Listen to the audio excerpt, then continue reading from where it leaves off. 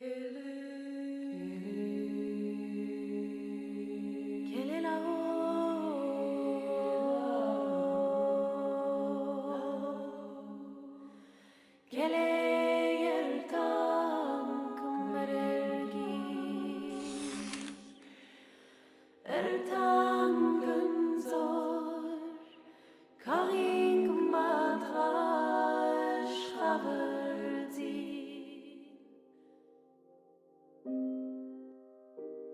think Armenians are keenly aware of a number of human rights issues.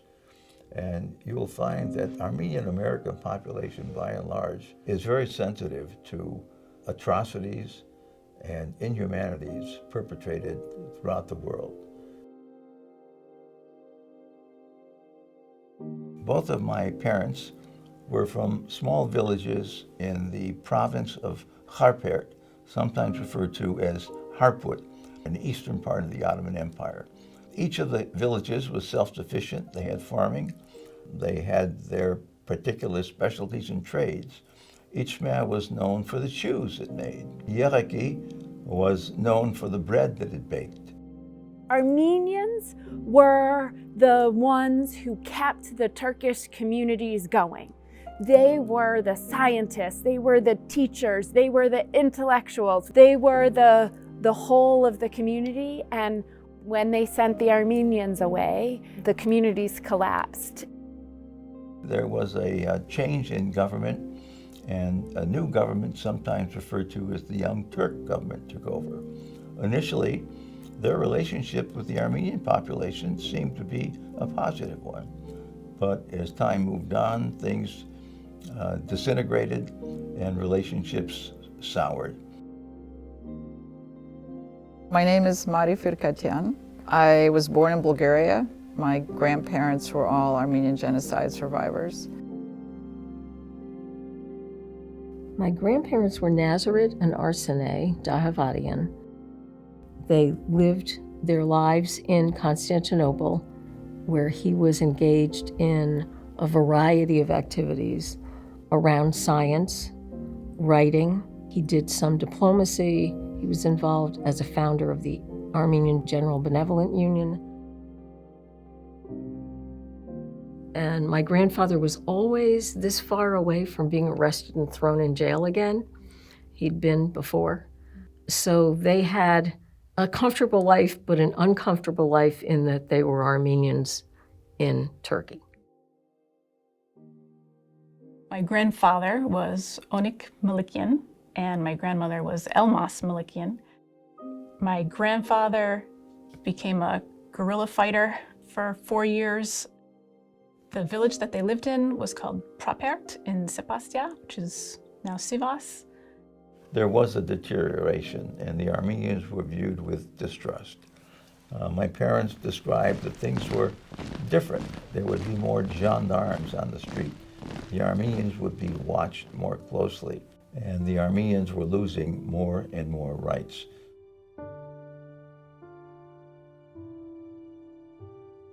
Unfortunately, when the men of the village in Ichmea were taken away, to add insult to the immediate injury, they were imprisoned in the very church, which was the center of the faith of the people of Ichmea. My grandfather was imprisoned there, and my father remembers having to take clean clothing to him. After the men were kept in the church for a while, they were taken to the mountain behind the church, and my father remembers distinctly that the elders of the community, including my grandfather, were killed by gunfire. All I know is that the knock came on the door, and the gendarme, which was what the Turkish police were called, wanted him to come with them, and that was the last time they saw him. My grandmother had written to him. He was away in St. Petersburg for the AGBU, and she wrote to him and said, "Don't come back." And he said, "Oh no, I'm coming back." When it all came down, they left their house and the contents of it, and as a matter of fact, kept a list of all the items they left as if maybe they were someday going to get them back. In the beginning, of the genocide. There were about 135 members of the family that lived in that village at the time, and just about all of them were killed, with the exception of my grandfather and a number of his cousins. They chose to collect some weapons and leave the village and go hide out in the caves, where they would sort of conduct these guerrilla raids, and eventually he was the last one left. They all got killed.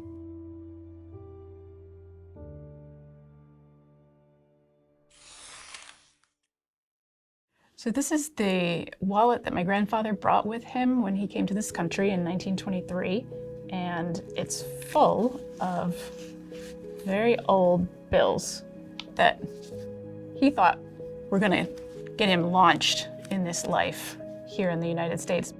The other thing that I have is a dagger. He actually felt like someday he'd be able to go back to Armenia and reclaim everything that had been lost. He actually did kill people with it and never wiped it down because, again, to remember everything that he had gone through. Everybody in the family wanted to make sure that no one forgot what my grandfather had gone through so that we could be here.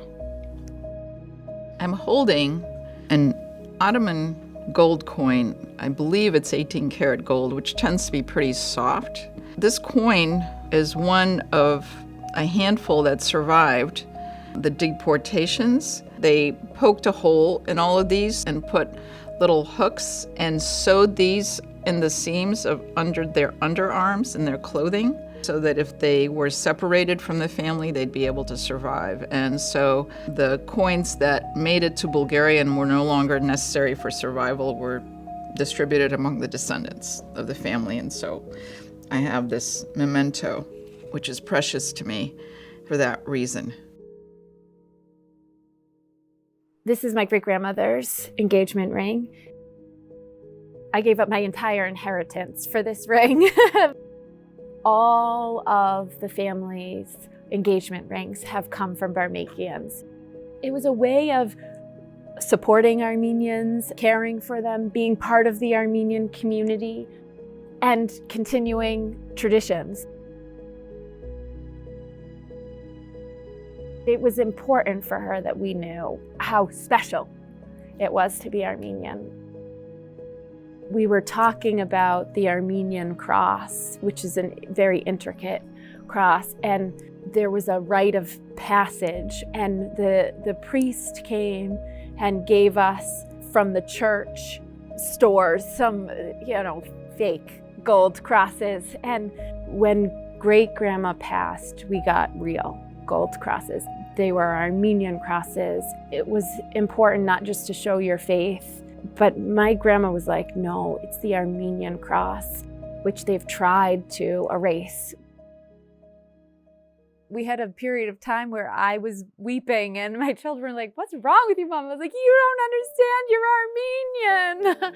But I think they do. The importance of maintaining identity probably increased when I came to this country, but I don't think it would have been possible without the foundation I got in Bulgaria. And I can say unequivocally that that's 80% due to the efforts of my grandmother and my mother, and whether they were direct or indirect, there's no question. That's where it came from. Sometimes I think that trauma carries through. If we are all descendant of an Armenian, then could we not find peace, but mostly just see the humanity in another. The genocide for a while defined the Armenian community. And no Armenian wants that to happen. While we want to look back and remember what happened and grieve for those who were lost, the mindset of the Armenian community was to look forward. If I could speak to my grandmother, I would say I love you to her every single day, every single hour. I wish I had asked her what the genocide was really like for her as an experience. My family's history with the genocide is definitely central to my identity, mostly because whenever I find myself in a difficult situation, I think this is nothing compared to what they went through. The Armenian people are the embodiment of resurrection. In a world where they tried to kill us, there is new life in the diaspora. What has happened long ago continues to happen again. And it's essential that the world observe and make decisions about how atrocities elsewhere are going to be recognized and dealt with. A genocide needs to be remembered, and a genocide forgotten is a genocide continued.